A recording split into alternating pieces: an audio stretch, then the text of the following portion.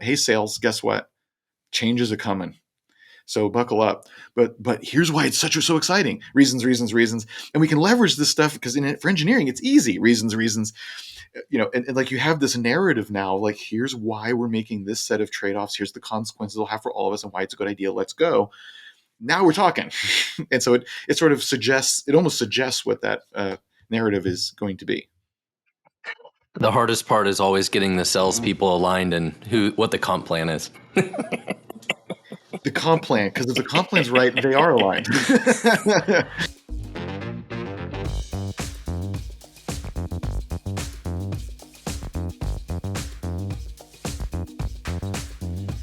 And we're back for another episode of the Startup Hustle. This is your host, Matt Watson. Very excited to be joined by Jason Cohen today, who's the Chief Innovation Officer of WP Engine. Almost anybody who works in tech or marketing knows who WP Engine is. They're one of the largest WordPress hosting websites. Jason probably give us the exact number, but something like super high percentage of the entire internet runs on WP Engine. So very excited to talk to him today. Do remind everybody that today's episode is brought to you by Fullscale. If you need help doing software development, front end, back end, mobile QA, whatever it is, you can check us out at fullscale.io. Jason, welcome to the show, man. Yeah, it's awesome to be here. So you were also the founder or one of the founders of SmartBear a long time ago.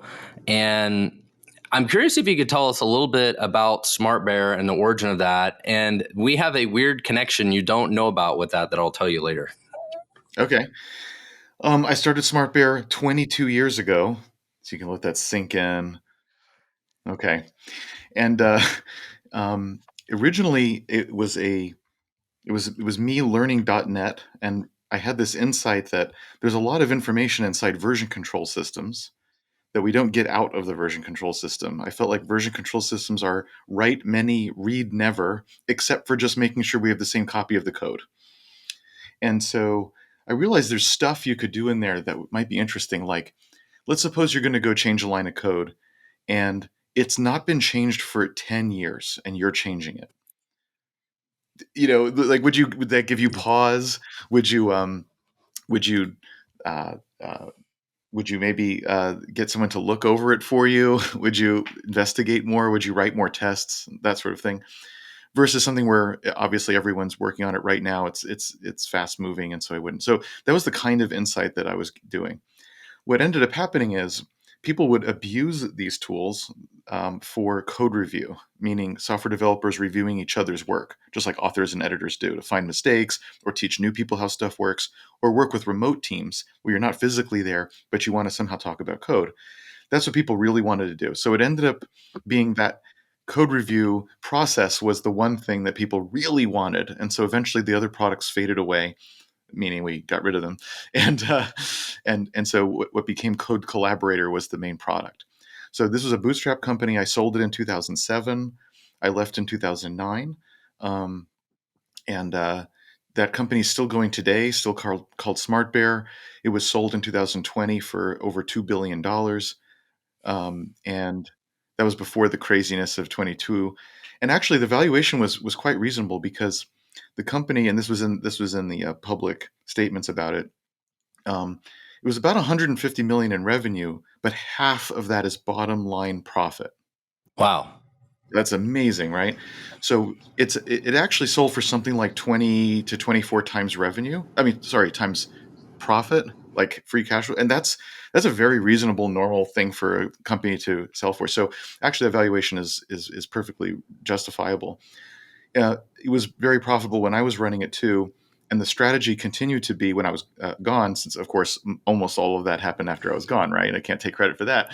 But the strategy was, it's throwing off cash, so go buy other small but profitable development tools, products, particularly in the quality space, like code quality.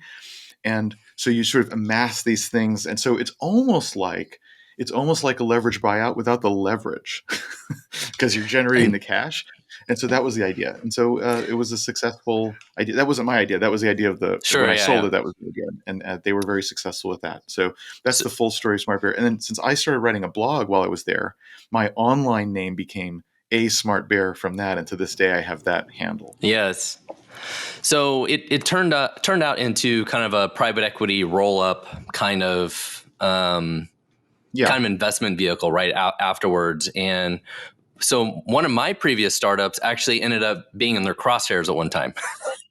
So I actually went to the Smart Bear offices once and had like M&A conversations. It was a few, several years ago. So we have that weird, weird connection. We ended up selling the company to a company called Netrio a few years later, but so that was just kind of irony of Nice. us doing this today. But Yeah. what I love is, so you started out, you were a software developer, you were more technical, right? You were a .NET developer. I was also a .NET developer, by the way. We don't have to tell anybody else. This is a safe space. Um, the So at what point in your career did you go from software developer to CEO, or today are you still hands-on technically even today? Well, at Smart Bear, that's what I did. So I guess it was early that I did that. Now, that doesn't mean I stopped writing code. At Smart Bear, I did stop writing code. But then after that, again, now fast forwarding years, now it's 2010. My wife has had a baby. I've been a stay-at-home dad for a year. I start getting itchy. I start making stuff. And so I kind of go back into that maker mode at WP Engine, where I am now. So WP Engine was started in 2010. So then I was back to being, the CEO, but if there's only you, then like the Yeah. CEO title is not really important. So of course I'm doing all the things. Um, and so to this day, I'm heavily involved in the product and engineering side of WP Engine. But yeah, I haven't, I almost never write code that goes anywhere in production. The last time I was doing that really full time at WP Engine was probably 12 years ago, maybe 10 years ago, maybe. So tell us, what led you to the idea of WP Engine? I'm going to guess you were trying to build a website and very frustrated. And you're like, I have to solve this problem. That would be my guess, but Sort of. So again, it's at SmartBear. I started a blog, um, which I still write on today. So it's been around for a long time. And what would happen is I'd get on the front page of Hacker News, and then it would crash because you get at the time maybe 15 hits per second for 15 minutes. That was like kind of the rough numbers when you hit the front page of Hacker News. Then 14 years ago, 15 years ago, and so I would call up other people that use WordPress, which was the blogging software, open source blogging software that I was using. Then probably the most popular blogging software, definitely today it is. And said, "And what do you do to keep WordPress running when this happens?" And the answer was always, "I don't know, but if you find something, tell me because I need that." So it was like a thing I needed, but also there was something out there. Now we all know, just because you have an idea and just because you have the problem does not mean you have a business. yeah. It means we have a spark, which is nice. Sparks are good. There's some reason why you understand it or you have an insight and you might be onto something. But so many things are required for the business to be real. Other people have to, in fact, have the problem. Enough other people have to have the problem. Even if you just want a solo company all by yourself, it still takes a surprising number of people to have the problem because not all of them will find out about you, especially when you're small. So you need quite a lot of people who actually have the problem and they agree they have the problem because you'll find people have it and they're like, and they have to want to spend money to solve it. Another barrier that eliminates a lot of people and actually have a budget to do that and actually decide to spend the budget. Like, okay, we're coming up on a decision point. They have to say at some point, or else you don't get the sale. And are there competitors? Why you? And so there's just, how are you going to market? How are you going to get attention? If it's a tiny market, that's bad because there's not many people there. If it's a large market, oh, good, that proves there's demand. But then how are you going to get attention in a large market with lots of players and some are well known and spend a lot of money and some aren't and some are funded and some aren't? Okay, but that's busy. How are you going to get in there? What's special about you? How are you going to get attention? You don't have any money. So that's not even all the things. That's just some of the things besides a good idea that's required for the business to be real. So what I did is I talked to 50 potential customers, 50. It took 4 months because anyone that's done this knows it takes a long time to find them and get them on the phone. And, it's really hard actually. And did these interviews to try to figure out, is this germ of an idea actually like there's there the rest of these questions, can they be answered more or less to the positive? And I actually had a different idea which I was validated, or I should say invalidated. It wasn't good enough. It didn't hit on all those enough. But then the idea for WP Engine, which is manage WordPress platform. Now it's a lot more than that because we have very popular tools, like some of the most popular tools in WordPress. So now it's more than just hosting. But originally it was just manage WordPress hosting, which means we make WordPress-based websites fast and scalable and secure. And then our tech support actually answers questions about WordPress instead of just saying the server's up, the internet's up, so we're done. So that was the original idea. You paying GoDaddy $5 a month for WordPress. Instead, you pay us $50 a month, 10 times as much. But we do those four things: make it fast, scale, security, service. And a lot of people wanted that trade of spending more and getting those things. So I used a specific technique to do those interviews to invalidate the one idea, validate that one. So that's the whole like beginning, much more organized than at SmartBear, much more intentional. And I think that's why I was able to invalidate an idea that was a fine idea, just not good enough. And then WP Engine, which of course is good enough. We're now a unicorn. We have over 1,000 people. We have 200,000 customers. As you say, we power a non-trivial amount of the internet. So that being really intentional about whether the idea was good, at least in this case, paid off. I wouldn't say that's proof that all the ideas are right always, but okay, it seemed to work. Well, so WordPress itself is like what, 70, 80% of the internet or something is on WordPress? Like, what is the number? I'm sure you. 43% of the all domains, but it's more than half of everything that uses a CMS. Yeah. And you guys have what of that market share? We have about 2.5% of every website, like not WordPress. Okay. I mean, just websites. It's a lot of websites. Yeah. Well, It's a the internet is lot of almost traffic. infinity big. Like, Yeah. so like 2% of something that's, closer to infinity than zero is a big number. So I'm curious so when you guys started out, you're like, look, we're going to do specialization around WordPress. Were there other people that were doing specialization around WordPress itself? There was one company that was doing something similar. And then right around the same time that we were, another company popped up.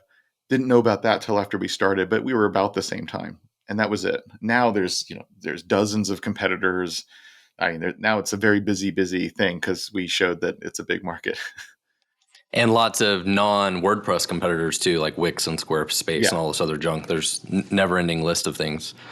Right. So I'm curious, how did you figure out how to grow the company? And I asked this question. The thing I always remember is one of my friends is a creative guy, web designer, and of course somehow or another he got one of your shirts that says my website is like 4 times faster or whatever it is. I don't remember exactly what it said. Yep, that's So right. I'm Yep. curious, is that what it said? Yeah. So I'm curious, what was the key to your go-to-market strategy that made you guys like really grow and really take off, above and beyond your competitors and become where you were today? Was it the shirts? The shirts were good. I have to say, we also had one that said fireball proof. And nowadays, no one would know what that means. But at the time, Daring Fireball was one of the most popular blogs that there was. He wrote about Apple stuff, but famously, he would, if anyone had a WordPress site and he linked to them, their site would definitely crash because he was so Uh, popular, right? And then he would make fun of them, and he'd always specifically make fun of WordPress for not being scalable. So you got fireballed, and it was kind of a thing that you knew that WordPress couldn't be fireballed. So our thing was your fireball proof, right? So at South by Southwest in 2010 or 2011, that was good marketing. Now it would be bad marketing. No, that's not the reason we grew though. Um, First of all, we were really good at execution. A lot of engineers just make features and just stay inside Visual Studio, and you're wrong. And so people that do that, then people who actually bother with marketing or channels or positioning or calling customers or trying to figure that out or even using tech support for that, they'll win. Yeah, as simple as that. Because people who haven't bought it yet aren't buying because of the features or even the bug fixes. They don't even know the bugs are there. So that's not why they're finding you. So we had good execution, first of all. The second thing is we were really good at interfacing with people in the WordPress community. That by that I mean some of that I mean people who had plugins or other software for WordPress themes, but mostly agencies who built sites on behalf of clients. So by talking to them, they knew who we were. We would do things like go to meetups where the agencies would come to, and we gave out free basic small accounts to agencies just to see who we are, try it out, blah, blah, blah. And then when they saw, oh, yeah, this is really fast. Maybe I'll try it with a client. And once you went over an agency, that's a big win because agencies keep making sites so they can keep bringing customers. So it's an N squared growth thing to go through a channel like an agency as opposed to direct, which is like big ON with your marketing spend. So you can see why that would be more effective. That explains our growth in the first 18 months, which was healthy. Then we really exploded, like went to hyper growth phase, which we never got out of. Like we never stopped growing that fast. It's hard to say what really caused that one moment because life is not an experiment you can run again. So it's hard to say. Like if you do 10 things and you have hyper growth, it's really hard to attribute it to any one thing. Like, well, what if we didn't do two of them? Would we still have had it? I don't know that one can really know that unless you go back in time. And so, with the caveat that it's hard to say, one of the big things we did simultaneous with that explosion is we changed pricing. We changed pricing because we were listening to customers. We were reacting to what customers said. It wasn't capricious. And so you could maybe argue that turned the curve. And at the time, we had a few things in our pricing that no competitor had. There were only two, but still, the other competitors didn't do it. They later followed suit and did it, and so did others who came. So perhaps everyone was just copying us, but perhaps those really were good ideas and does explain it.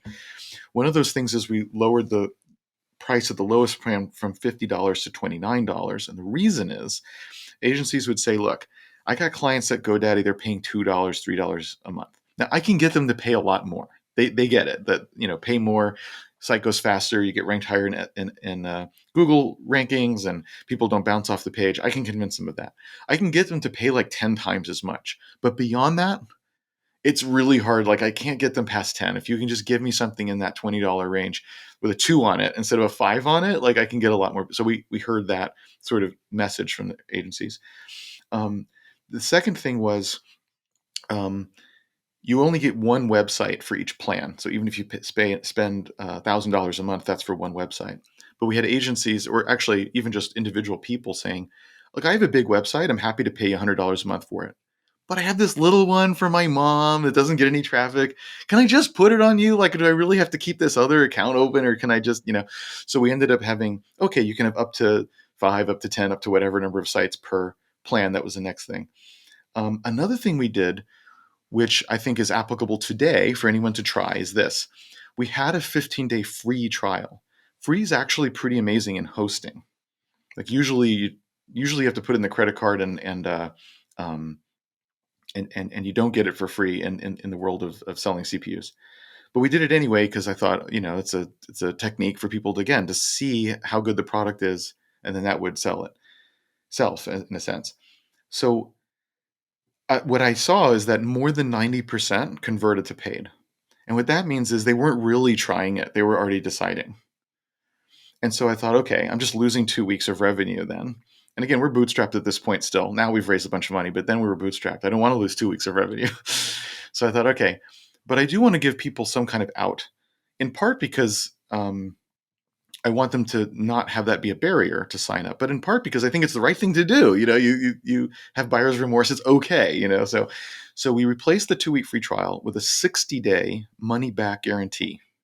And that's all it said. Like it didn't explain how, and I don't know. And I expected signups to go down, like number N signups to go down, but that they would stay. Like I expected those 90% to still sign up. And in fact, signups went up.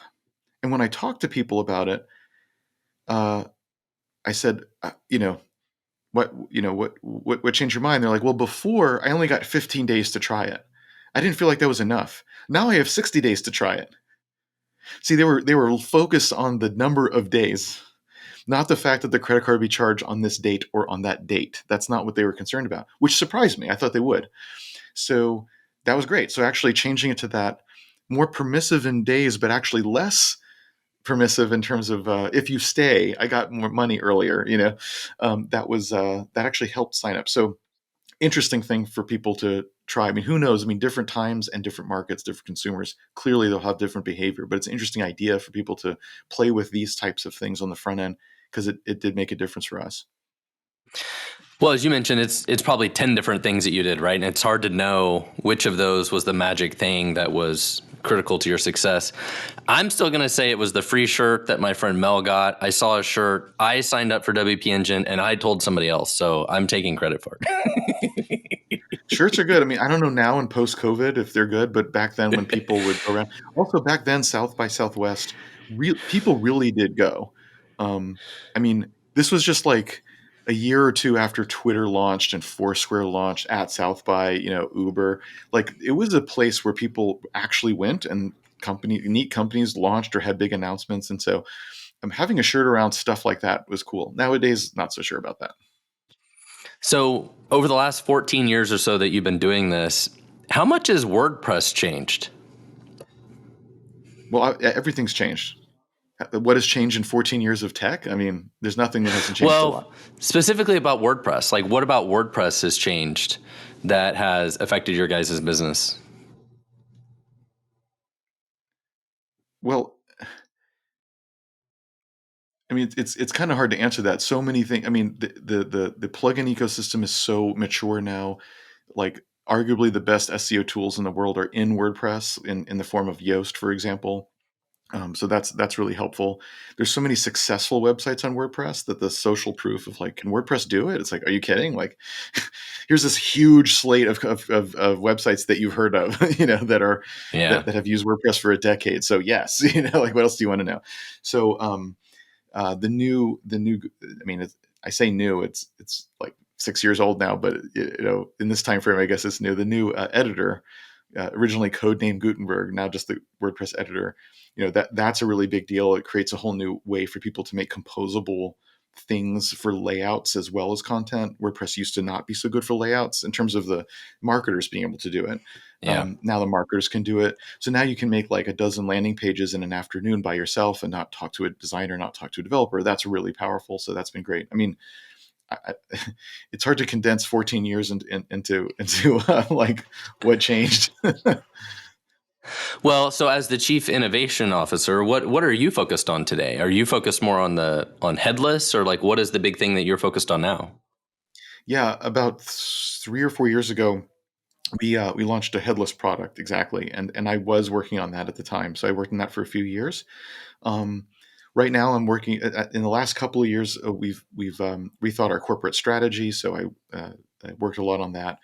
And now at our size, a lot of what I do is helping other people to do things rather than having direct responsibility over an area. So whether it's something in data or corporate data, we obviously have AI stuff that we've launched and that we continue to do work on. Headless is still an important new product line for us. So there's various areas that I contribute to, and it's a little bit nebulous what I'm saying, but and I don't think you want at scale, especially, you can't have a company full of free electrons zipping around and ripping things apart. But if you have one or two and there's a reason, like being a founder is a reason, then it can be actually quite powerful to have someone who has the view across the business and the historical context as well, who can help without taking control away from someone, taking decisions away, and so forth.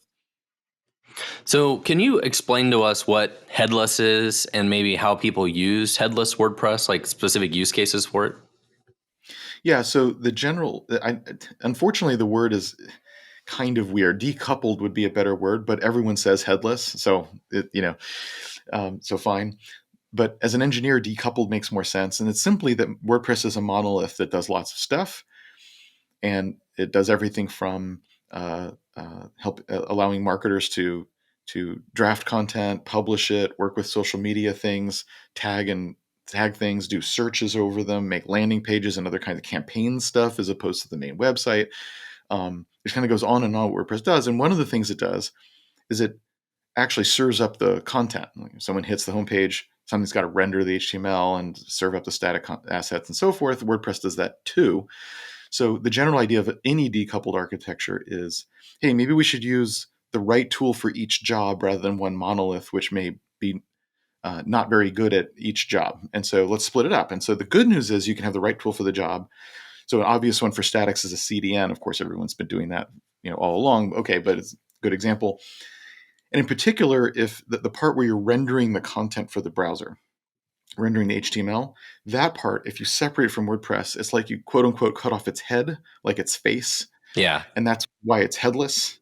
So WordPress as the CMS, content management system, meaning, again, the place where the marketers go to manage content, do most of the things I just listed. But the face, the part that renders, that's the part you pull away and say, no, we're going to give that to Node because Node.js is better at that. These front-end frameworks are better at that, blah, blah, blah. And so we're going to do that and scale it that way and use things like React and use things like Next and, and so forth.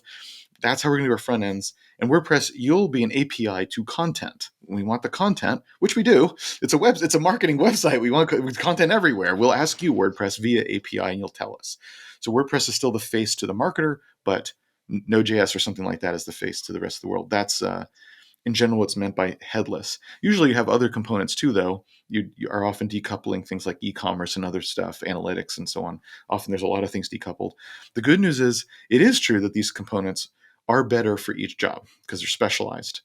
The bad news is now you have a whole bunch of components and they're all yapping at each other. And we all know as engineers, integration is really, really hard. It's hard to test, it's hard to scale, and when something goes wrong, that can be really hard to diagnose. And what if all these components are owned by different vendors and you're trying to talk to their support and also they're all charging you in different ways for how you're using the component? That sucks. So there's these penalties of being decoupled as well. And so our product, I'm not here to sell it, but our the value proposition of our headless product is it is decoupled in that there's these different pieces because you want the right tool for the job. But since you've bought all the pieces from us, there's only one vendor to call. There's only one place for troubleshooting. There's only one support team that you have to rely on. There's only one invoice you get, right? Like we can shave off some of the problems that you get out of decoupled. So that's why if you're building a decoupled or headless WordPress site, we are the best place for those components. So you mentioned AI. What are you guys doing with AI? I mean, there's so much going on there, and I'm sure you don't want to turn this into an AI freaking discussion, right? But especially with large language models, of course, it's obvious everyone wants to use AI to write stuff on the web, and you have this kind of problem of like, but Google's probably going to ding you for it, which they've already started doing. So is there an arms race there? What is the right way to use it that way? Can you use it, for example, to help you something you've written be better for SEO, or take something you've written and expand it, or give you a draft that you then fix? I mean, there's lots of ways of leveraging AI to be more efficient or more intelligent in writing copy. Maybe cutting up an article into things that you tweet or other kinds of formats like that. That's a good one. Um, and But there's other kinds of that's just in writing. Then there's stuff in site capabilities, which are interesting. So, for example, a lot of websites have their own little search bar to search for Mm-hmm. stuff, especially in media or e-commerce, right? Often not other things, but there are good uses for it. They're almost always crap. Like if you try to use it, it's not very good. You often go to Google and type the name of the domain in just to get like a relevant result. But when they're good, that can be very powerful for the site. For example, in e-commerce, we have just by reference, we have over 20,000 stores, like e-commerce stores, that do considerable revenue. Like not, we have hundreds of thousands that are trivial, but we have like 20,000 that really do substantial revenue. On those, any visitor that goes to a search box, just clicks in the search box, no matter what they do next, is 3 times more likely to buy. This kind of makes sense. Like they coming in with intent, maybe they're looking for a Yeah. specific. So it's not like illogical or something, but you might not know that's the number. And when you do know that, then you say, well, what search experience would you like to deliver to that person? Like, oh my gosh, like it's probably worth having amazing experience right there because this is such a high quality person now that just, so you want that result to be incredible. It's worth having a good search experience. In other words, like worth it in dollars, especially with e-commerce, but also media. So to the extent that AI can make the searches better, which of course it can, that actually can result in more revenue for e-com or more hits for media, like directly, which in terms and more hits in media, of course, also means more revenue for their business model. So it really can better search, oddly enough, can equal more revenues, which is a phrase that may not make sense until you connect all the dots. Another thing I like to say, just as a vision statement for AI in the area of search alone is if I type a search term, or if I make a search and hit enter, and you give me 5 results that are very good, that's great. But even better is if you were to just write the article I wish you had written in the first place, perhaps using those 5 results, as those are relevant, you know. But like whatever I wanted when I was searching, if you just literally write that for me, let me tune the length, let me ask follow-up questions, like I'm gonna have exactly what I need instead of still pawing through, let's say, 5 articles about it. So there's still like a lot of interesting ideas of like, how do people even use the web? Because is that even search? Not really. It's an evolution of the search box, Yeah. but at some point it's not even right to call it search. Just like an organism something might evolve so much that's not even really what it is anymore, even if that's where it came from. So um, so it's not clear how the web will continue to evolve with these capabilities, right? It's not obvious. So we're trying to be on the forefront of some of that, um, so we can help shape what that is. But ultimately, none of us are in control of what happens with that, I think. So are you focused more on then extending beyond WordPress's base functionality? Like you guys are building a lot of custom stuff to help take augment on top of WordPress then? We always have. I mean, from the very beginning, that's the whole value proposition: is WordPress is great. Now, what can we add to it?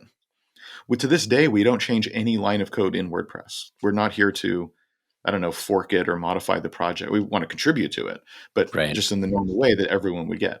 No, the whole point is to build things on top, and those things are development tools for developers, or tools for marketers, or now the AI stuff, or this headless constellation of other thingies that are in fact not WordPress, but work together to make a website. So yeah, it's always been that way. So I'm curious. One thing I read in one of your blogs was about focus and doing too much. And I'm curious over your guys' history, how have you had to battle against that, against maybe doing something besides WordPress, or what you do when within WordPress, be it e-commerce or these things, versus how do you deal with that, staying focused, especially as the chief innovation officer? Yeah, no, it's actually pretty easy not to go too far astray. What's hard is the number of things which are in our area of like the right market, the right stuff, that we still have too many ideas. That could be hard.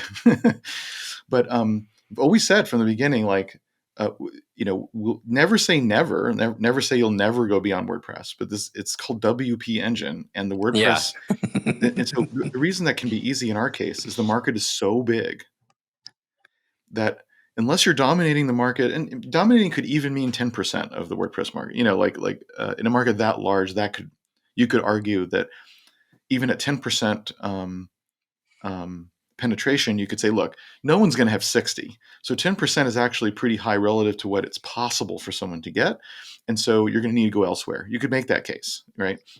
So you have to judge for yourself what kind of penetration level means it's time to add on another entire line that goes outside the market. This is the thing that any company at scale has to think about.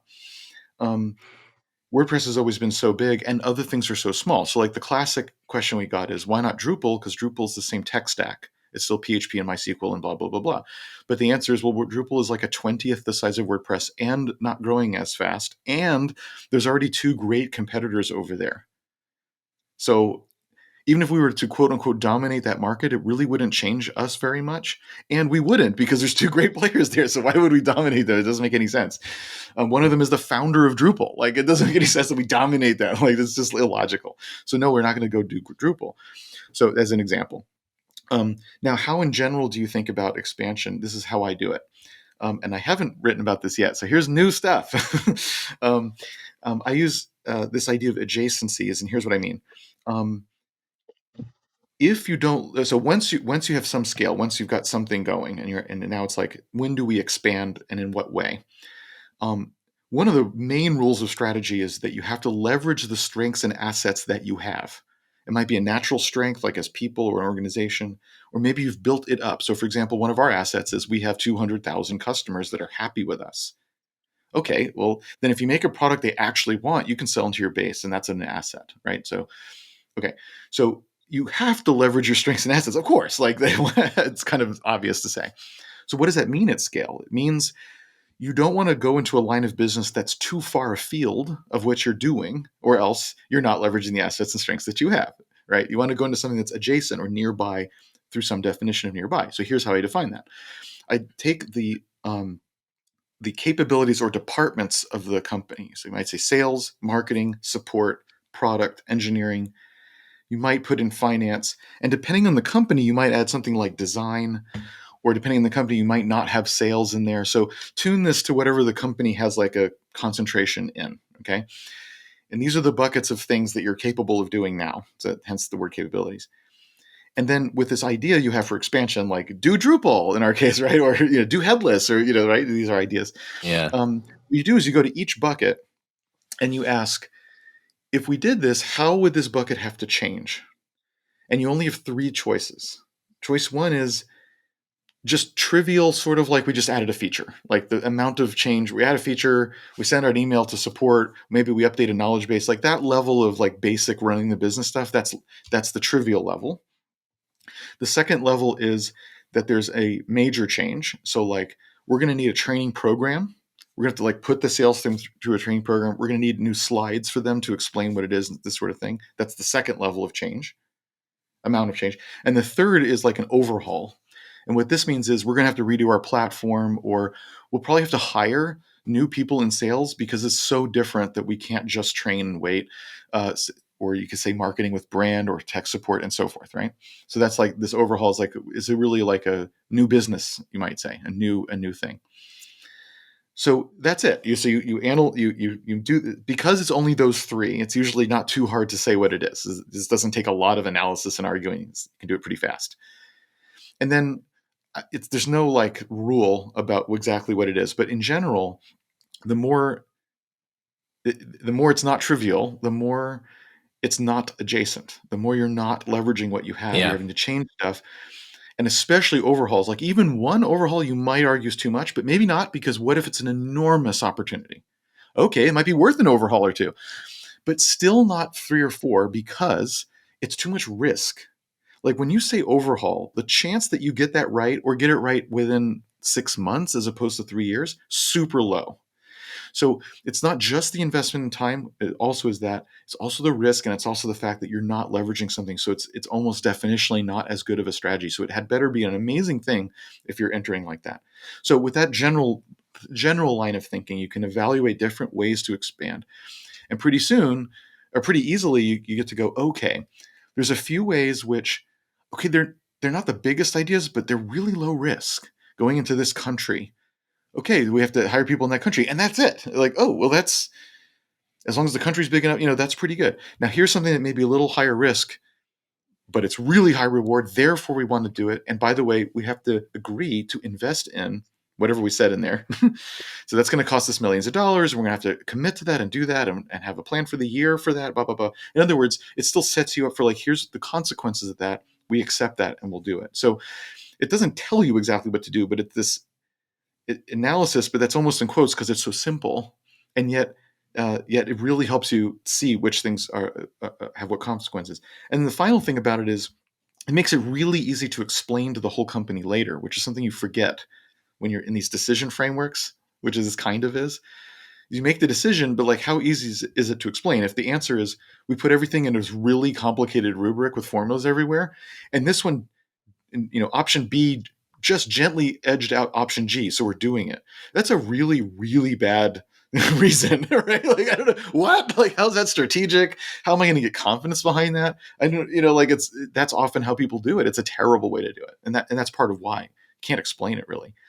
Whereas this way you can say, all right, there's this low risk way that we're like sure is going to help us grow in a new fashion, and then this way that's a little higher risk. And you know what? Hey, sales, guess what?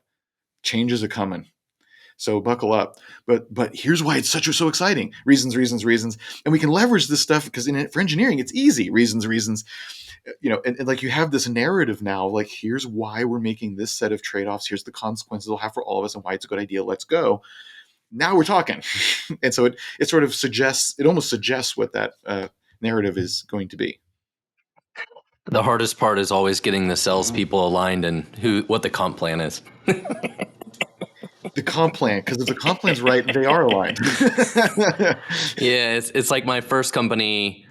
After we were acquired, there was like one of our sister companies would have made perfect sense for us to like resell and partner together, but it never got done because the salespeople couldn't figure out how to align on their comp plan and how to resell the products. Like it just died. It's like anybody else logic would be like, this makes perfect sense, but no, salespeople are like, I'm not selling that thing. I don't get commission for it. It's like whole thing died. Yeah. So I've really appreciated having you on the show today, and you're clearly a brilliant entrepreneur, and you've been very successful. There was one specific thing I read on your blog that I would love for you to touch on for just a minute or two, and it was your concept of the joy, skill, and need framework, because I think that's something that all of us really struggle with, and I really liked that framework. Yeah. So there's a lot of similar frameworks about things like fulfillment. And I'm staying away from the word happy because that's a different thing. But really, what this came from is burning out. So at Smart Bear, I burned out, and I didn't even really know it until after I sold it, and then it was clear how unhappy I was. I didn't want that to happen again at WP Engine. So about 4 years in at WP Engine, really growing fast as I was saying, and there was like a 4 month period where there was a suggestion of like, should I still be the CEO or should I be the CTO, stay in my area of happiness and skill in product and engineering, or do you really want to be the CEO of a fast scaling larger company? And so I decided, again, fast forwarding 4 months, no, I don't want to be the CEO of that. But how do you come up with that decision, especially as the founder? I mean, being the CEO is so, it's like one of the whole reasons to do the company in the first place is so you can be that, have that control, have that position, be able to say that to other people and take credit when the company does well. Like that's part of why you're doing it. So it's a really big decision and a really hard one. So this framework is one I made, which is what I used to make that decision. And it was so effective that afterwards, and then during the transition, I really wanted to explain to everyone at the company why I did this because I was afraid people would think this is just an excuse. I'm getting pushed out. This is one foot out the door for me. I was afraid people would think that. This is now over 10 years ago, and I'm still at the company, so it's pretty clear that that was not doing it. But at the time, right? That's a good fear. So I really wanted to explain myself. Um, to show folks. And so after that, people themselves used it. And so really, I think this is something anyone can use to sort of seek this. And you'll see echoes of things like Ikigai and other things in it. It's not like I made the whole, it's not like this, you can't see this kind of thing elsewhere because kind of all paths maybe lead to more or less the same place. But the particular one I made was that there's these circles of joy, things you love, meaning like when you do it all day, you're not even tired. You want to continue doing it. You forget to eat and pee while you're doing it, right? That kind of joy. Skill just means you're good at it. Even you think you're pretty good at it. Even you think I don't have imposter syndrome with this. I'm actually good at this. Like, right? That's what I mean by skill. Another tip off is other people say, "Oh my gosh, you're a natural at that." Like, whether they're right or not. Maybe you worked really hard. Maybe they're wrong. But anyway, they say that, so that must mean you have some kind of skill. And then finally, what does the company need done? What does the company need to have done? It's critical to do this, or else our strategy fails, or this is the next part of our plan, or whatever. And so, the reason, if you imagine a Venn diagram of these, the reason that's useful is because what I found is if you have two of the three, it forms a specific trap that I had fallen into, where I thought things were good, but they weren't. This is why this particular thing is useful. So, for example, if you have the joy and the skill, but the company doesn't need it done, then this is what a lot of indie hackers do every day. Indie hackers are like, I'm good at hacking up software. It's fun. So that's what I do. But what does the company need? The company needs you to work on sales and marketing. But you don't like it, you don't know how to do it, you don't have any money to spend, so you don't. And so you have a project that makes 1K MRR for 3 years while you call yourself an entrepreneur. But really you have a side project and just a couple people just happen to buy it, which is not a company. And that's because you're in that joy and skill area, but that's not what the company needs you to do. It's a very common trap. Plus, you're the founder. Who's going to tell you not to? And it's your side project. So again, who's going to tell you not to? So it's easy to stay in that trap because it feels good because it's something you like and you're good at. So it's easy to stay there. The second trap, right, is that you have the joy and the company needs it done, but you're not good at it. So an example I like to use here is, which again, a lot of engineers do, I did it, is you say, okay, the company needs marketing. Great. I'm going to try AdWords. I've never done AdWords before. I don't know anything about it. I don't know how much to spend. And so I don't even know how to hire a consultant or someone to run it for me because I don't know how to interview them because I don't understand it. So I am going to learn AdWords for the next 3 months. I'm going to do it. I'm going to become an expert in AdWords. Then I'll decide what to do. Like maybe I'll just run it, or I could then hire someone else to run it because I'll know how to manage them now that I'm the expert. And so for the next 3 months, you work on AdWords. That sounds fun. It's fun to learn something new. And the company does need advertising, so that's good. But of course, you're not good at it. But as a founder, you think you're good at absolutely everything and always make the best decisions. It's false. But again, who's going to tell you otherwise? So what happens is you do AdWords for 3 months and you suck because you don't become expert in AdWords in 3 months. Plus, you had to run everything else in the company. That's not how that works. So you're not very good at it. You're not making good decisions. You still don't know how to hire someone who's good at AdWords. So in other words, you just lost 3 months of time. And the company needed marketing, let's not forget. That's what the company needed. So you hurt the company because you wanted to do it. So that's the joy and skill, but not, or joy and need, but not skill trap. Um, the final one is the burnout one. That's the one where you have the company needs it done and you have the skill to do it, but you don't love it. And so this is the thing where, but it needs done and I can do it. And you're right. That's why it's an easy trap to be in. It needs to be done.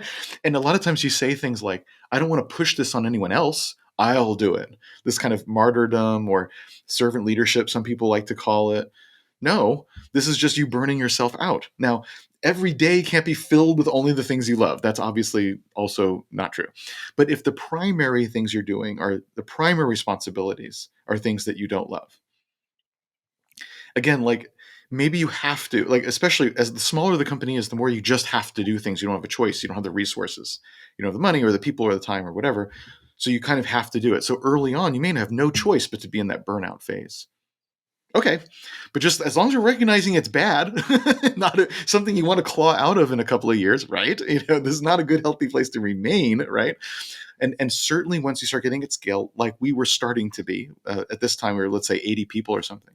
Well, at 80 people, there is no like, oh, I have to do it. No one else could possibly, like, no, you can have an 81st person. Like it's just that's just not true, right? And so that's the burnout. That's the burnout trap. So it is of course a idealistic thing to say you should always be in the middle, blah, blah, blah, right? Of course. But on the other hand, if we don't write down what the vision statement is for yourself, if the ideal for yourself, then how do you get there? How do you build toward that? How do you change things so that you get there? So it's still worth saying what it is. So that's what I used. And again, like this really is for a founder, I think it's more extreme because you're the last stop for everything. So you kind of have to, like, if no one else does it, you have to. Yeah. And also it's hardest for anyone to tell you otherwise. So I do think it's extra hard as a founder, but this to me works really well for anybody, anywhere in the company to try to find a place they're healthy, you might say.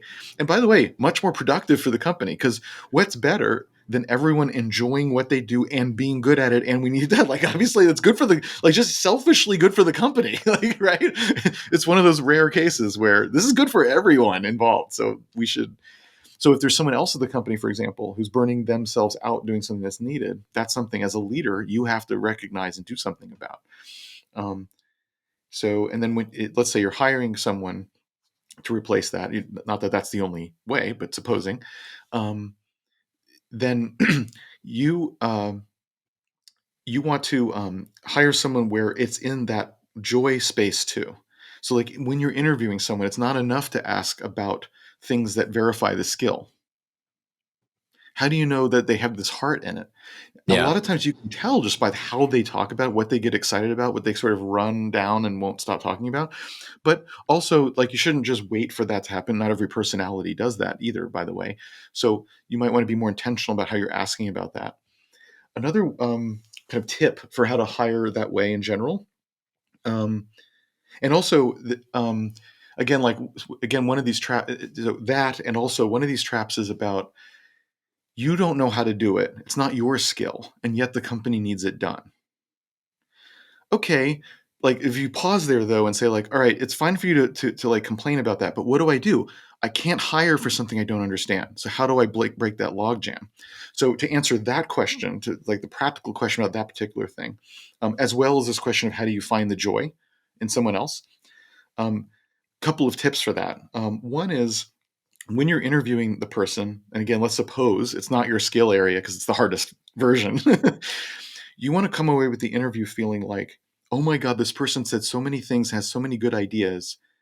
Even if we don't hire them, we've got to do like half of these. I got pages of notes. I got to do this anyway.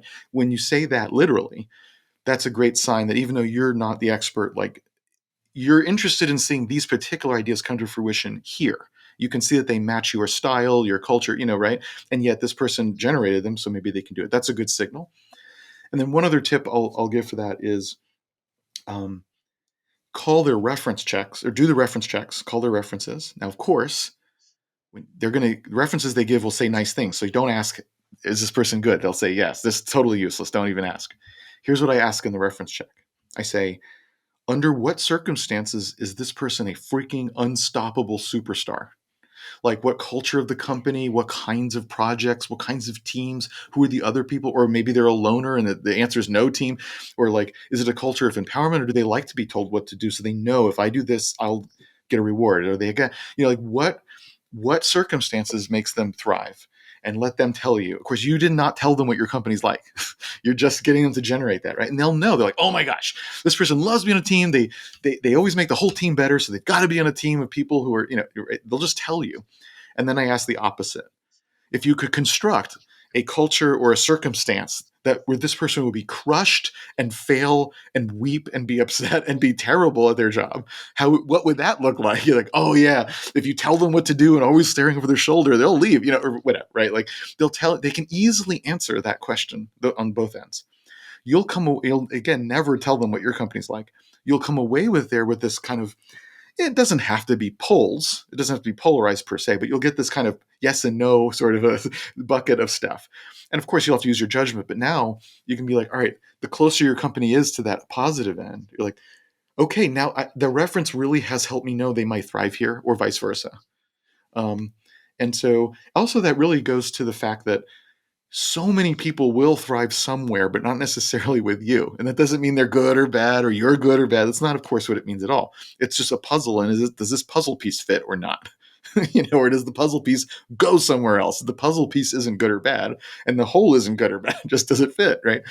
And so it's a good way because for everyone, there's that positive one where they thrive like crazy. And for everyone, there's that way where they're crushed and they're awful, or multiple ways, really, right? And so just knowing what it is so you can find out if they're a fit, like it's such a nice, truthful way of saying, will this person fit without saying like, and that means they're bad or something, like it's not even a relevant word to use, right? So those are ways to hire well and to get around this thing of like, but I don't know I don't have the skill yet to interview them on the skill basis. How do I still find great talent that's likely to succeed? So, yeah, you're taking a bet, obviously, but like, how Yeah. do I make that risk better? Those are very practical ways that I use to do that. Well, I really appreciate having you on the show today.